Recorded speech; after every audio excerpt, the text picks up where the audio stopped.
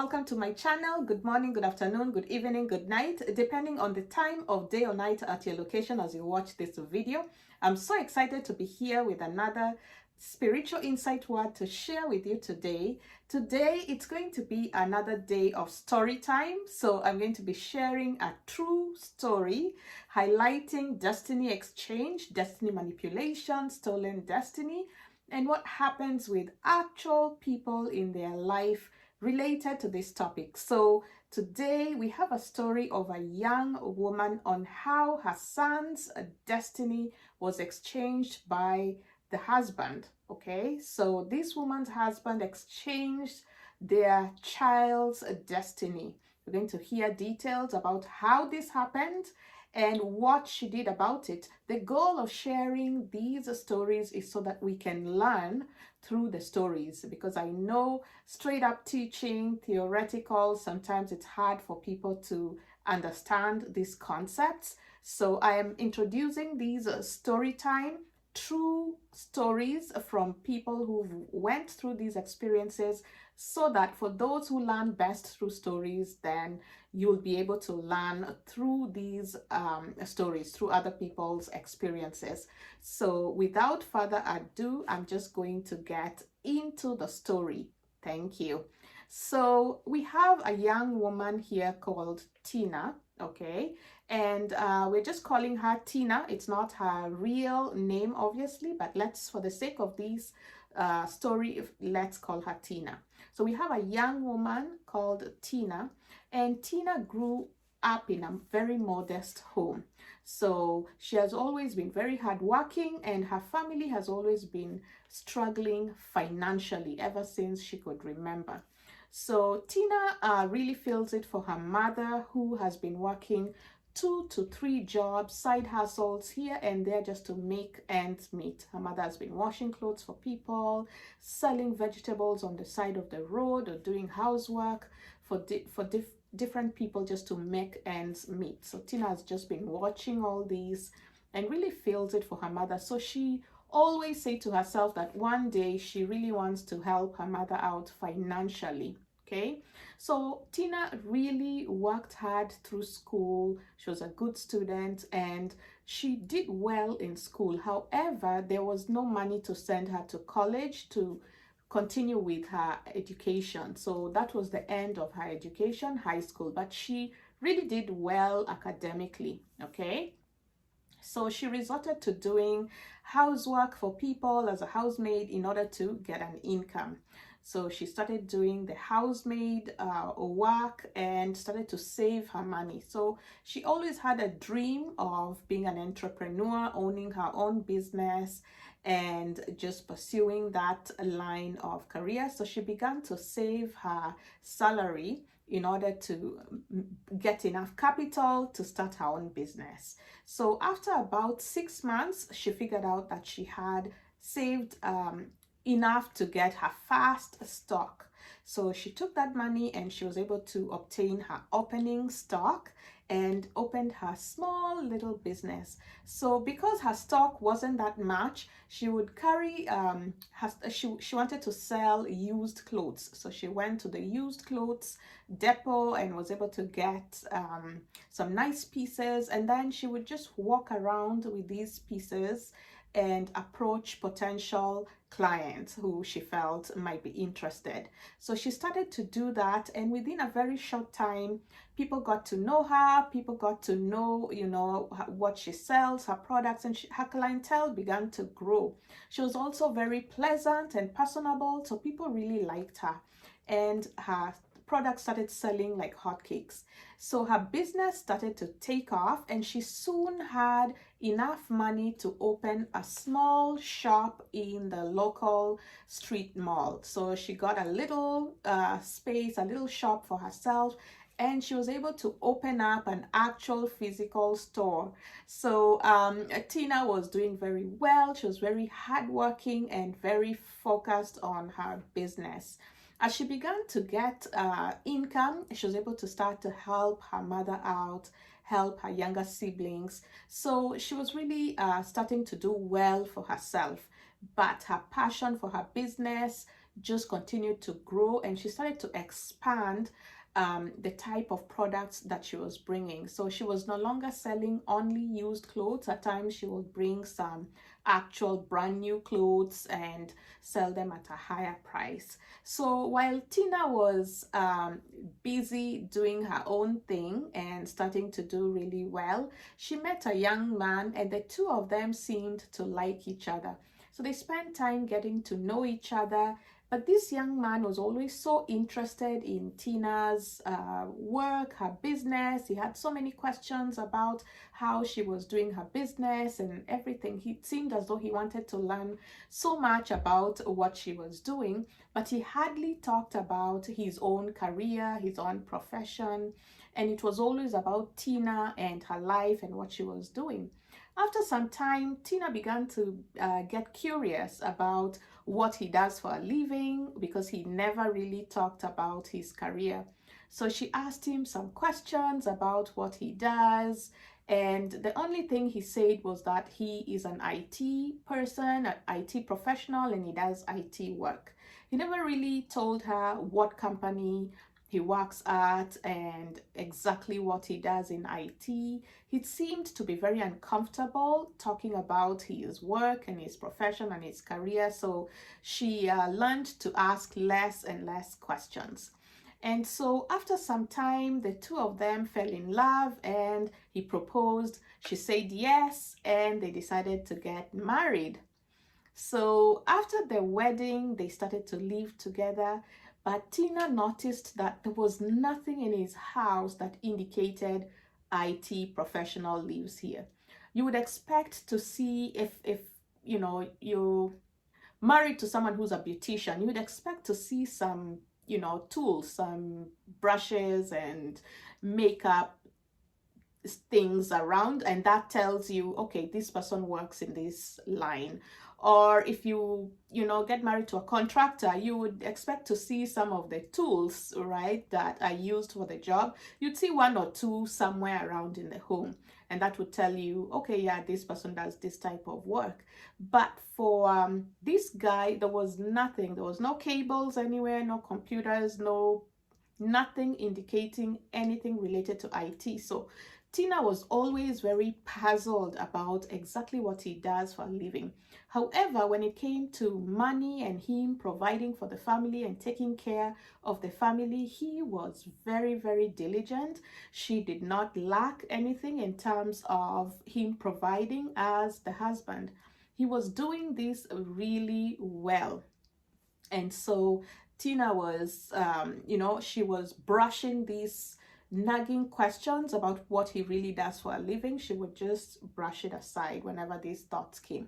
But this little voice was always, it was always there. So life went on, and Tina got pregnant, and soon she delivered a handsome little baby boy. Yes. So everything seemed to be going well for this young couple. And one time the baby started to get sick, and Tina, she was always prayerful, but she would always go to church on Sunday, just do the regular, regular Christian life, going to church on Sunday, just say regular prayers, say grace before meals, and say grace before bedtime, and that was it.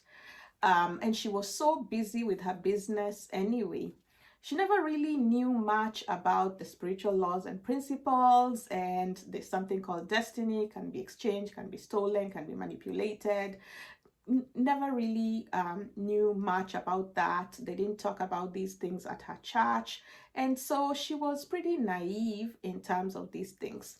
But the young family continued to do well. After some time, they started to have some financial struggles, and she noticed that her husband was very, very tense. He was not relaxed even when he was around the house. Then after some time, he said his job wasn't doing well. He would have to get another one. And so she tried to encourage him here and there. And after some time, he came to her and he said he's been invited to an interview, and it's going to be a really good job, a much better job. He would be getting much more money. They would never have to struggle financially ever again. Is it okay for him to attend this interview, to take this job? So of course, Tina said yes. If it's a job that's paying well and that he feels that he can do it, it would be great for the family, then why not? So she said yes. So she was very curious about why he needed her permission, and he never provided that much details. It's like, oh, there's a job with this company, it's Google, it's Meta, it's Alphabet, it's this company, it's IBM, and the office is located here in this city and that. Like, you know, there was no much details. It was just, it's an IT job, it's a company somewhere in the city. Can I go for the interview? Somehow Tina had to give the permission. So she found that a little bit odd, but she was, because they were struggling financially also, she just said, yeah, why not? Of course. So he went for the interview and he came back in the evening, very, very happy. He said that everything went well and that he had gotten the job. And then soon after that, he had money. He had this bag and he opened it and there was money, and he gave her money and told her to go and get groceries and get whatever she needed, and that they were okay, they were sorted out. So Tina was becoming very confused. She was like, you just went for the interview and you came back with money. How did they pay you even before you began to do any work? And she was really puzzled, and he said, no, don't worry about it. They were very, very impressed with my credentials, my qualifications, my skills. They really liked me. They thought I'm a really great addition to their team, and they paid me in advance just because. So Tina wasn't buying it. She was, at this point, she was just feeling like something is really, really wrong somewhere, but she couldn't quite place her finger on it. She just knew that things normally don't work like this. Something is wrong somewhere. But this guy wasn't forthcoming with with the information. So she just said, okay, fine. And she took the money, went and did groceries, whatever needed to be done. And she went about her business. A few days after this, money started flowing in, but the baby started becoming quite ill. The baby wasn't doing well. She noticed, you know, baby had a fever, baby was sick, nothing was working. So things just took a turn for the worse, and she decided to rush the baby to the doctor. When she got to the doctor looked at the baby, did some, you know, some assessments, and the doctor told her to rush the baby to the main hospital because the baby needs some specialized treatment right away. So Tina rushed the baby, the young baby, to the hospital. They got admitted right away. There was tubes and different things being stuck into the baby's body just to stabilize the baby's condition. So the baby's health deteriorated really, really fast. So Tina's head was just spinning.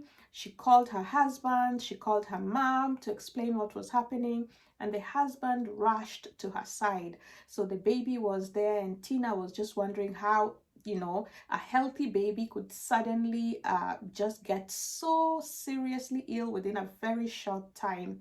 So while Tina was attending to the baby, her husband just appeared very tense, and like he was just he wasn't relaxed at all. So she thought he's really worried about their child.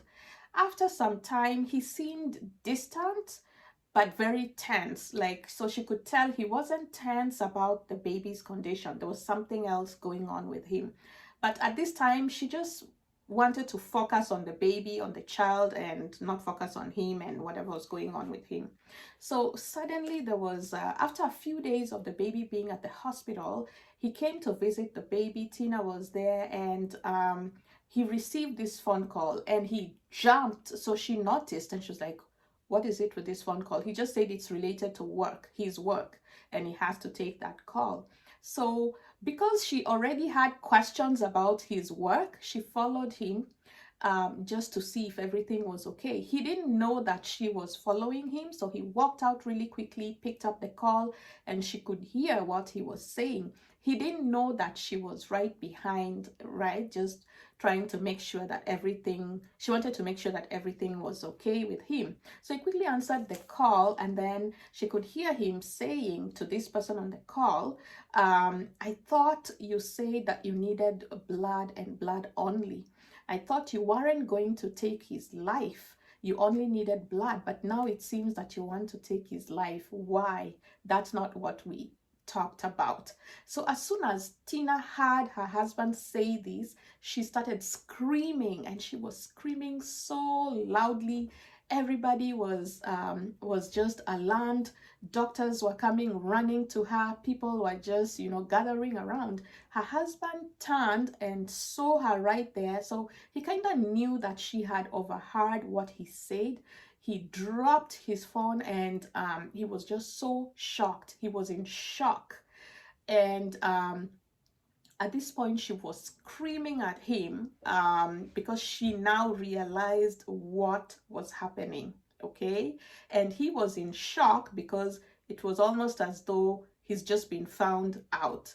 And so Tina ran back to the child, and she started, holding the child and praying and pleading the blood of Jesus over the child. At the same time, she was screaming at her husband and warning him that if anything happens to that baby, it is on his hands. So he just took off, like he just took his bag and whatever was there at the bedside of the baby's bed, and he just took off. She called her family, she called her parents who were already on the way, and told them what had happened. And then she called her parents-in-law and told them what had happened. And then anyone who was around there, she just told them what had happened, what she had heard, and why she thinks the baby is ill. And so people around there suggested that she start praying and fasting immediately.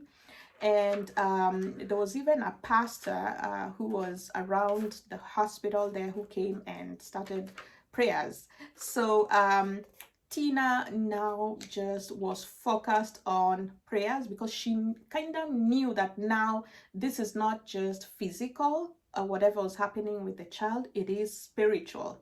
So her focus shifted from the physical and what the doctors were doing and the treatment to spiritual. And so she put her energy into the prayers and just breaking any agreements that her husband had entered into that was affecting their child's life, right? So she did that. Within a few days, the baby started, getting better. His health started improving. They got discharged from the hospital.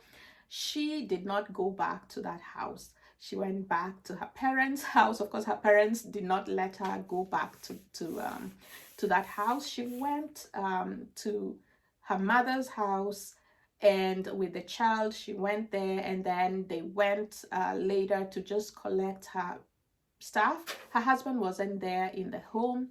Nobody knew where he went to, and he never showed up to her parents' house to explain what had happened. So she continues to pray over her child's life and over herself now, over her life, now that she knows that this was a spiritual issue. And then all those questions she had had before about what type of work he's doing, why he doesn't talk about his work. He seemed to have money, but she doesn't understand how he's getting money. He said he just went to start a new job and then he came back with cash, but the story really didn't make sense that he was paid on the first day of work, or even like the first day of the job offer, the interview. He got offered the job, he accepted it, and he got paid. So all these questions that she had had now made sense, right? After the fact, after the exposure.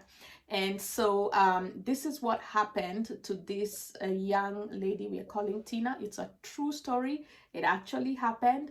Their child's destiny had been sold, right, for the exchange of wealth, so that the child's dad could receive the money. He had to give something to that altar. He had to give something, and it's usually something that has blood, a sacrifice. And so he had provided his child's life as the sacrifice in order for him to receive that payment, which is wealth, which is money, and then the family was able to use this money. So this is how it happened in a practical sense, right? What we talk about on this channel is actually true. It happens in people's lives, and people's lives are impacted by these things. Now, lessons. What lessons can we learn from Tina's story? I've done a couple of videos on how parents sell or exchange their children's destinies. Yes, this is an example of that. Fathers especially can do it very easily. Why? Because of spiritual authority. So Tina's husband is the head of their family. And because he's the head of their family, he can very easily sell the family members' destinies, because he is the authority in their family, right? Just as Christ is the head of the church and a husband is the head of their family. So that is spiritual authority. So because of that, he was very easily able to sell their child's destiny. Does it matter that the child was a few years old, a week old, 5 years old, 10 years old? It doesn't matter. The spirit is spirit, a life is life. So the age of the person doesn't really matter. It's irrelevant, right? And then another lesson we can learn is that wives or mothers can break the cycle. They can cancel those plans and it's going to be effective. Why? Because a husband and wife are two who have become one flesh, right? And so they are two halves of one whole. And so if the husband has gone and entered into an evil agreement somewhere, when the wife comes up and says, no, I'm not party to that, guess what? That agreement is not gonna go through. Okay, the plans are cancelled and stopped right there until this wife is in agreement with what the husband is doing at that altar. Then it will be successful. So that is why this man came to Tina and was telling her that he's going for an interview and he wanted her permission. Her permission was key. Without her permission, he wouldn't be successful in that endeavor he had gone to, to do or to pursue over there. She had to say yes. It's just in this case, she didn't know exactly what she was saying yes to. If she had known exactly what she was saying yes to, she wouldn't have said that yes, and he wouldn't have been successful. So sometimes people will use deception, right? In marriage, this is for married couples. A partner may use deception just to get you to say yes, because your yes is a requirement over there. Without your yes, he cannot proceed and he will not be successful. So they can't come in most cases and tell you the truth so that they can get your yes, because they know that the answer is going to be a no. So they will use deception. So open your eyes, be wise, okay? Yes, so this is what happened to Tina. She didn't know. She said yes blindly. She didn't know exactly what she was saying yes to.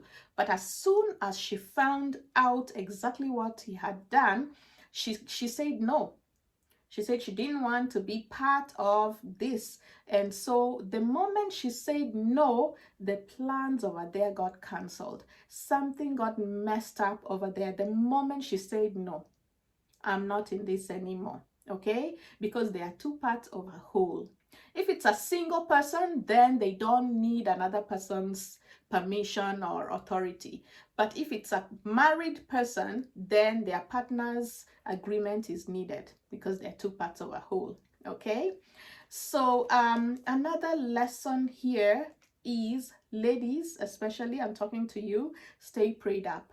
Intercede for your children and cover them with the blood of Jesus, because you never know what someone else is doing and what someone else's plans are for them. So you do your due diligence, even though the other person may be very innocent and praying about the same thing for your children, but do your part, right? Always stay prayed up. Intercede for your family, intercede for your children, because they are just innocent. Before they can start praying for themselves, you pray for them. always and always, right? Because you can save your child's life. Your no to all demonic agreements is powerful because you have been given the authority to trample on serpents and scorpions and over all the works of the enemy, and no harm shall by any means come to you. Okay? Thank you so much. Thanks for watching. Be blessed. Shalom. Bye-bye.